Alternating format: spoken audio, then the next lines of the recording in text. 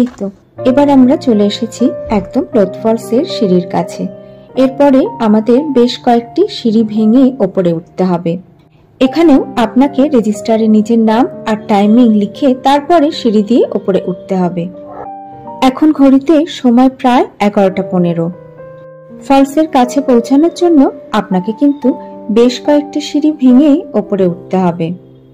সিঁড়ি দিয়ে ওঠার সময় বেশ কিছু জায়গায় এরকম ছাউনি দেওয়া বসার জায়গা করা আছে। যদি আপনি হাঁপিয়ে যান তাহলে এই জায়গাগুলিতে বসে একটু রেস্ট নিয়ে নিতে পারেন। আমরা প্রায় ফলসের কাছাকাছি চলেই এসেছি। পাহাড়ের কোলে পাথরের গা বেয়ে দুটি ধারাকে নিচে নামতে দেখলাম। এই লোথ জলপ্রপাতটি বুড়া নদীর উপর তৈরি। এটি ঝাড়খণ্ডের হাইয়েস্ট এবং ইন্ডিয়ার 21তম হাইয়েস্ট ওয়াটারফল। প্রায় 469 ফিট উপর থেকে ঝর্ণাটি পড়ছে। বুড়া নদীর ধারার উপরে কাঠের তৈরি এরকম একটি ব্রিজ বানানো রয়েছে, যে ব্রিজটি দিয়ে আপনি অনায়াসেই এই পাশের পাহাড় থেকে ওই পাশের পাহাড়ে চলে যেতে পারবেন। এখন জল খুবই কম, তবে বর্ষায় এই ফলসটি এক ভয়াবহ রূপ ধারণ করে। পালামৌ জঙ্গলের মধ্যে এই লোথ জলপ্রপাতটি সত্যি খুব সুন্দর।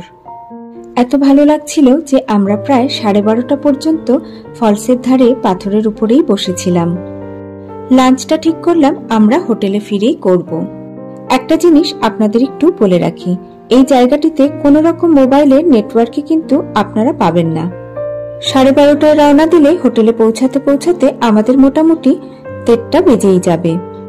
বেতলার জঙ্গল থেকে লোথ ফলস হয়ে আপনারা নেতারহাট যেতে পারেন, আবার নেতারহাট থেকেও এই লোথ ফলস হয়ে বেতলার জঙ্গলে যেতে পারেন। ফেরার পথে মাঠের মধ্যে এই চার্চটি আমাদের চোখে পড়ল, তাই ভাবলাম আপনাদের সাথেও একটু শেয়ার করি। কি অসাধারণ আর্কিটেকচার একবার দেখুন। একদম শান্ত নিরিবিলি একটা পরিবেশে এই চার্চটি। এখন চার্চের দরজাটি বন্ধ রয়েছে, তবে প্রতি রবিবার এখানে প্রার্থনা করা হয়। চলুন আর দাঁড়াবো না, কয়েকটা ফটো তুলে নিয়েই রওনা দেব।